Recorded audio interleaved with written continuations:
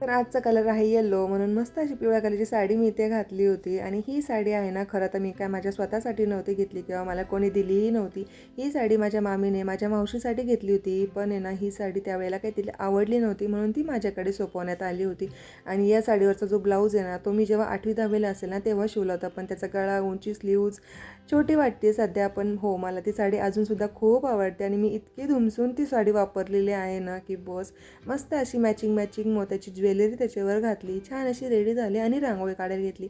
Simple अशी आज मी रांगोळी काढली होती. आता आपण कितीही छान साडी घाला, कितीही छान आवरा, पण घरातली धुनी भांडी काय केल्याशिवाय आपल्याला पर्याय नसतो. मस्तपैकी एक टिपिकल बाईवाने पदर खोचला, मिऱ्या खोचल्या आणि घरातली धुनी भांडी जी काय घरातली कामं असेल ना, ती करून घेतली. आणि ना, माझ्याकडे एक गुलाबाचं झाड आहे. त्याचे जे फुलं आहे ना, बघितलं तर असं वाटतं की ते डुप्लिकेट आहे, पण खरं तर ते ओरिजिनल आहे. आणि त्याच्या एक फांदीला ना 7 ते 8 फुलं तरी लागलेलेच असतात. आणि ना, संध्याकाळी मस्त अशी सिंपल भाजी बनवली होती कांदा बटाट्याची, कारण रोज काहीतरी वेगळं करायला गेलं ना की खूप उशीर होतो आवरायला, म्हणून सिंपल बटाट्याची भाजी मी बनवली होती.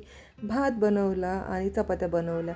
आता ना, माझ्या चपात्या जरीही चंद्रासारख्या गोल गोल नसल्या ना, पण हो, माझ्या चपात्या मऊसूद मात्र होतात ना, तेवढा एक माझ्याकडे प्लस पॉईंट आहे. आणि दिवसाचं सुरुवात मस्त असं भोकडी भो करून संपवला. चलो बाय, जय गणेश.